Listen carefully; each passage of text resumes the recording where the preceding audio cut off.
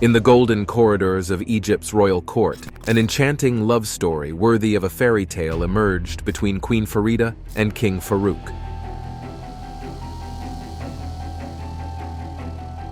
But how did this marriage of the century become one of the most toxic royal stories ever told?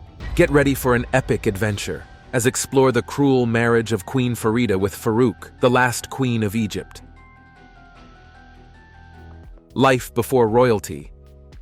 They say, uneasy lies the head that wears the crown. And that statement couldn't be truer than in the case of Queen Farida, the fairy tale queen who became the victim of a bad romance.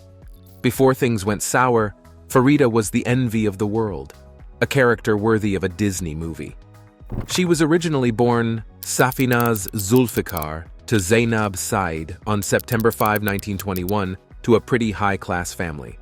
Her father, Youssef Zulfikar, was a high-powered judge, well-respected in Egypt, so from the very beginning, she had friends in high places. Zainab Said, Farida's mother, was the lady-in-waiting to Queen Nazli Sabri, the consort of Egypt at the time, and it wasn't long before this connection brought Farida into the corridors of power. It all began in 1937 when she was just 15 years old. Egypt had just crowned what would turn out to be its last king, Farouk, the teenage son of King Fuad I, and unknown to Farida, she was also about to ascend to the highest height in the land as well. Boy meets girl. King Farouk was 16 when he ascended the throne of his father in 1986, although no one knew this was the last time Egypt would crown a monarchy. Born on February 11, 1920, at Abdeen Palace in Cairo, His Majesty Farouk I was the eldest child of King Fuad I and his second wife, Sabri. Farouk had Albanian, Circassian, Turkish, French, and Greek ancestry mixed into his blood. Growing up, the young prince had no friends apart from his sisters, Fauzia, Faithia, and Faiza, because the king didn't allow any contact with outsiders, so he pretty much grew up within the palace walls. As soon as he became king, though, one of his first orders of business was finding a wife, and that was when his path crossed with Farida, the charming young lady who would soon become his queen. On that fateful day, Farida was with her mother in the palace when all of a sudden, the king's eyes fell on her. At that very moment, he was awestruck and couldn't take his eyes off, and everything happened very fast from that moment onward. Farouk was so mesmerized by Farida that he came up with a plan only a king could make. He had his mother ring up the girl's parent and inform them that their daughter would be going on a family vacation to St. Moritz with the new king and his sisters. The idea was audacious, but the dowager had excess power at her disposal, so when Farida's parents kicked against the idea of taking her out of school, she barked at them, claiming it was a royal order. Even though the girl's parents were pretty wealthy and influential, they couldn't just kick against a royal order, so they released their daughter for the trip. There is no doubt that the trip totally altered the course of her life, and the endless flow of gifts and romantic gestures that followed were enough to pass the message to the charming lady. In the weeks after the trip, Farouk couldn't keep Farida out of his mind, and soon he presented a sly marriage proposal to the 15-year-old. Farida was not entirely bamboozled by the king's unfettered stream of gifts and flowers and everything sweet and nice. She told Farouk to give her some time to think about it, as well as to see what her father thought of the whole thing. When Youssef Zulfikar heard that the king wanted her daughter's hand in marriage, his answer was immediate and disheartening. Without mincing words, Zulfikar admonished his daughter that marrying Farouk was a terrible idea, and that wasn't just about whether the two were in love or not. Marrying into the royal family was a dangerous game, as it had the potential to totally change Farida's life. As it would later turn out, her father was right, and the marriage would later turn out to be a mistake that should never have happened. But was there any indication in the beginning that marriage to Farouk wasn't exactly the best idea for Farida? Absolutely. You see, as the teenage king of Egypt, Farouk wasn't exactly the most desirable young man. He was known to be extremely lazy and spoiled, and he didn't take his studies so seriously. One time he even failed his entrance exams to Eton College just because he spent the previous evening partying instead of studying. Plus, according to stories, He actually expected someone to pass him the answers on the day of the test. But that's not the only reason he was a bad match for Farida. Most people don't know this, but Farida wasn't exactly Farouk's first choice. As a matter of fact, she only became an option after the king's first crush turned him down. That was when his attention turned to Farida, and in an attempt to rebound from the heartbreak, he ended up love-bombing someone he probably didn't feel that deeply about. This was the beginning of a relationship that extremely affected both parties, becoming one of the most tragic royal romance tales in real life. Trouble in Paradise. After making her intentions known to the lady, the next task was to win her parents over, and that was not going to be an easy task.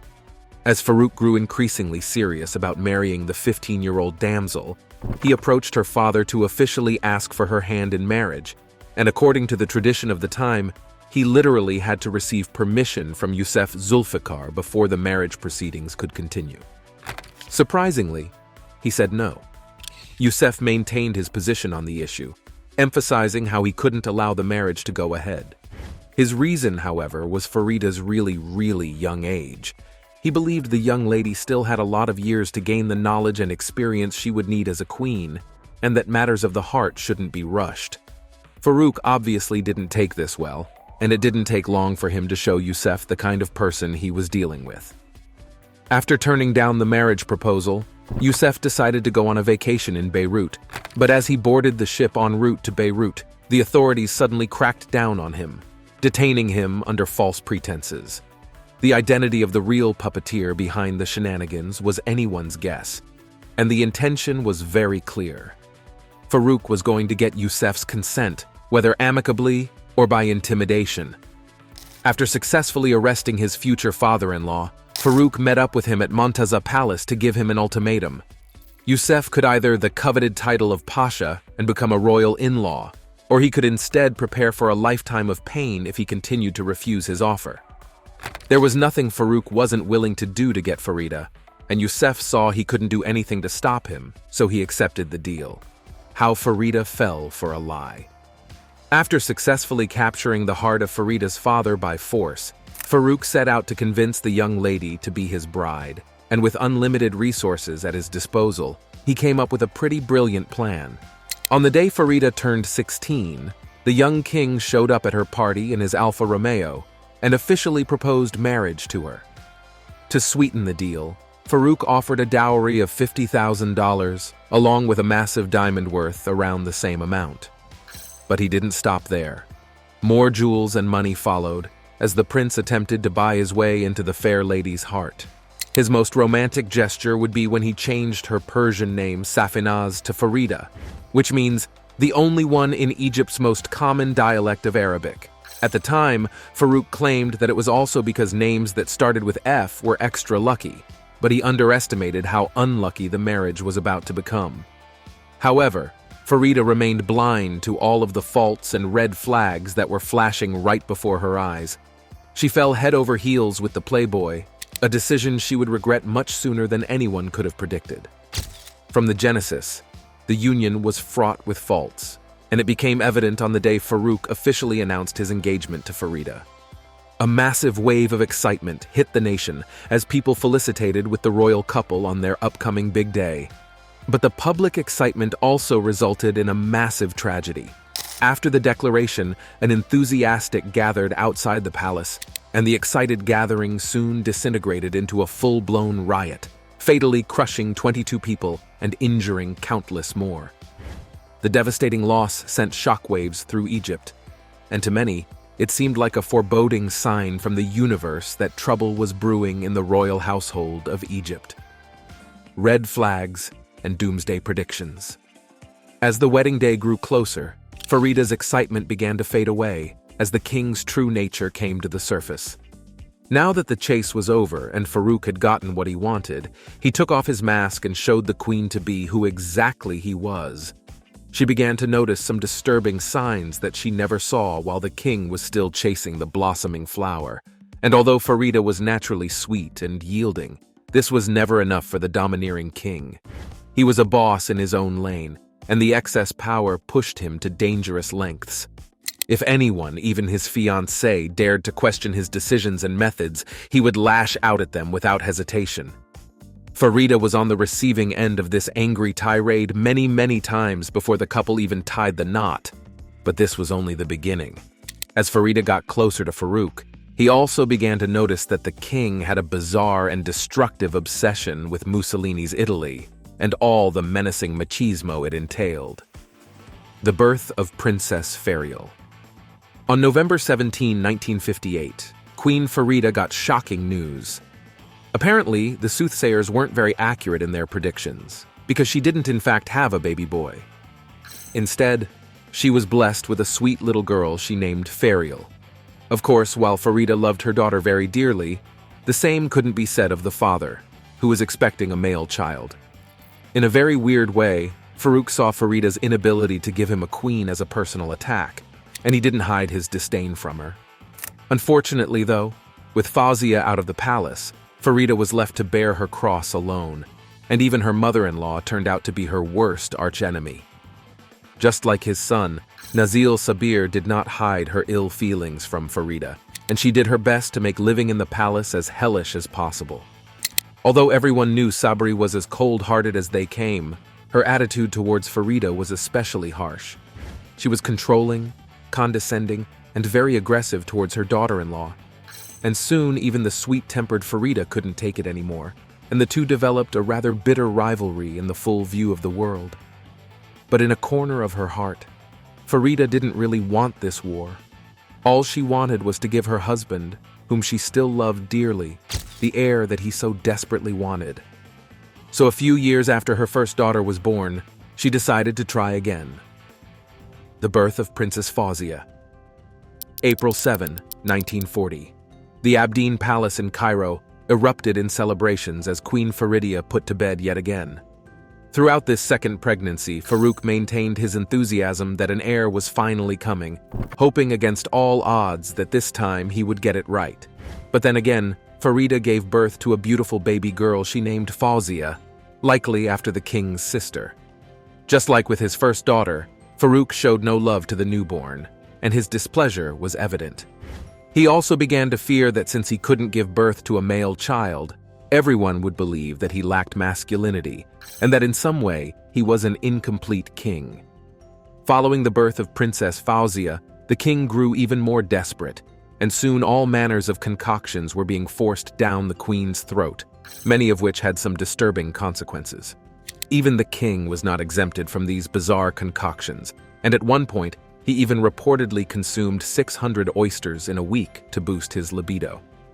The pressure eventually got to Farida, who soon found herself embroiled in a huge scandal. Did the queen cheat? As Farida intensified her struggle to give Farouk what he really wanted, she suddenly became the subject of a vicious attack, targeted at her public image. Farouk was already very dismissive of her, and it was an open secret that she wasn't pleased with the way she was being treated. This soon led to a disturbing rumor involving a purported forbidden affair between the queen and a nobleman by the name of Wahid Yusri. The rumors did a whole lot of damage to Farida's reputation, as most people swallowed the news hook, line, and sinker without questioning the validity of the claims. Till today, the claims have neither been confirmed, nor have they been entirely disproved. Contrary to the vilifying news, though, Farida was not the one breaking her marriage vows. Instead, it was her husband Farouk, who was busy painting the town red with his open affairs and unbridled appetite for beautiful women and girls.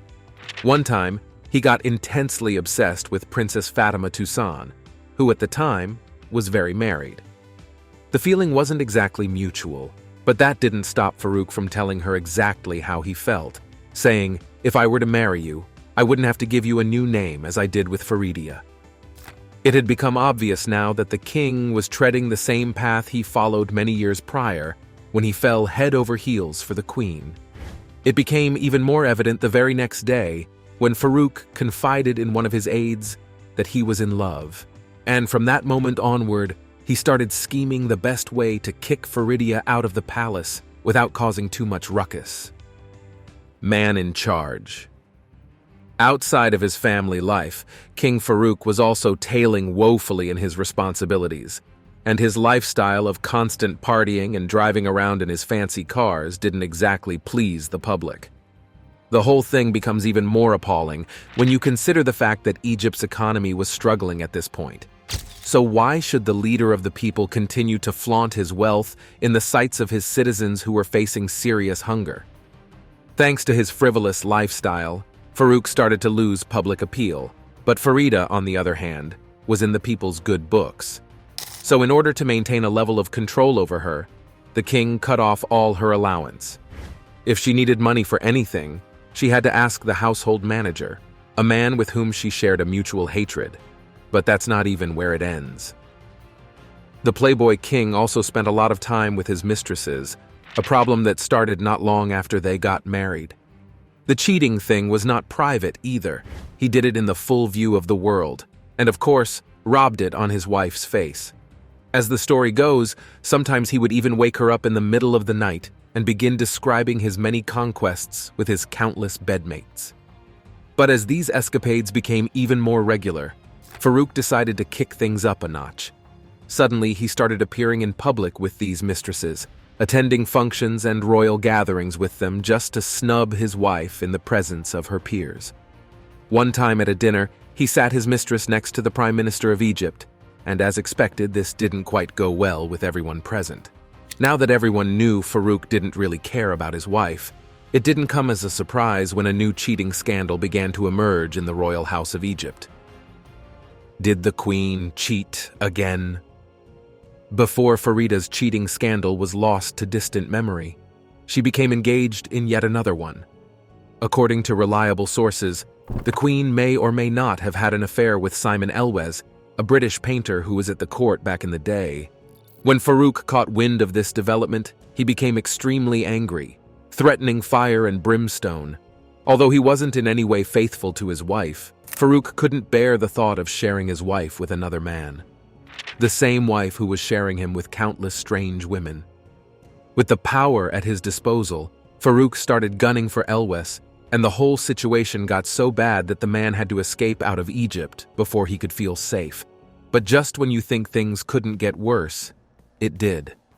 As the rumors about the purported affair spread through the royal courts, Farida realized she was pregnant once again, and while this was good news, it also kick-started a new wave of rumors that the queen had conceived an illegitimate love child. The whole case was compounded on December 15, 1943, when Farida welcomed her third child, the charming Princess Fadia, into the world. It was at this point that Farouk decided he was done, and he began to issue threats to the queen, claiming that he fantasized about sprinkling her food with poison and getting rid of her as soon as possible.